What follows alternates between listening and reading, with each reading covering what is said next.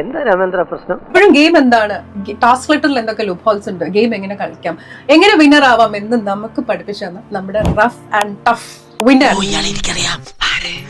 Rough and tough winner Akhil Marar അതാ അഗ്നി പരീക്ഷയുടെ ജഡ്ജായിട്ട് വന്നിരിക്കുകയാണ്.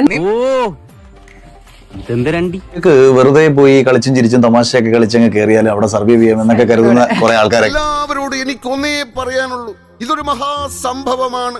ആർക്കും അറിയത്തില്ല ഇതിനകത്ത് കൃത്യമായിട്ടുള്ള ബുദ്ധി വേണം, പ്രസൻസ് ഓഫ് മൈൻഡ് വേണം, ഇടപെടേണ്ട പോയിന്റുകളിലൊക്കെ ഇടപെടാനുള്ള ഒരർത്ഥത്തിൽ നീയല്ലേ രാജാവ്, പെരുന്നുണകളുടെ മഹാരാജ. ഇതൊക്കെ ഒത്തുചേരുന്നവർക്ക് മാത്രമേ അതിനകത്ത് സർവൈവ് ചെയ്യാൻ പറ്റൂ. ജഡ്ജ് എന്നൊക്കെ പറഞ്ഞപ്പോൾ ഒരു കണ്ടസ്റ്റൻസിനെ കൃത്യമായി വിലയിരുത്തി അവരിൽ നിന്ന് എന്ത് ഔട്ട് പുറത്തു കൊണ്ടുവരാം എന്നത് കൂടിയാണ് ഞാൻ പലപ്പോഴും ഫോക്കസ് ചെയ്തുകൊണ്ടിരിക്കുന്നത്.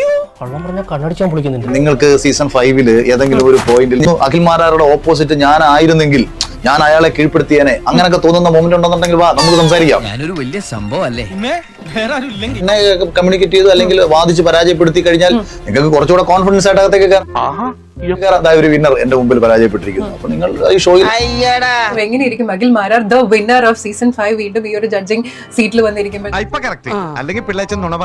ഇതിൽ ഒരേ സമയം തന്നെ അംഗീകരിക്കപ്പെടുന്നതിന്റെ സന്തോഷവും അതേസമയം തന്നെ ഒരു അഭിമാനവും വലിയ കർത്തവ്യമാണ്. അതുകൊണ്ട് തന്നെ ഏറ്റവും ഞാൻ ആഗ്രഹിക്കുന്നത് അഗ്നി പരീക്ഷയിൽ നിന്ന് ഞങ്ങൾ കണ്ടെത്തിവിടുന്ന ഒരു കോമണർക്ക് ബിഗ് ബോസിന്റെ കപ്പടിക്കാൻ കഴിഞ്ഞാൽ ഏറ്റവും കൂടുതൽ സന്തോഷിക്കുന്നത് ഞങ്ങളായിരിക്കും. കോപ്പേ, ഇത്തരം ചില തൊട്ടി നമ്പറുകൾ വെച്ച് കൂടുതൽ അങ്ങോട്ട് പൊലിപ്പിക്കണ്ട. ഇനി കുറച്ചു നേരം റെസ്റ്റ് എടുത്തു ചേട്ടാ, അപമാനിച്ചേ ഞാൻ പോയിക്കോട്ടെ.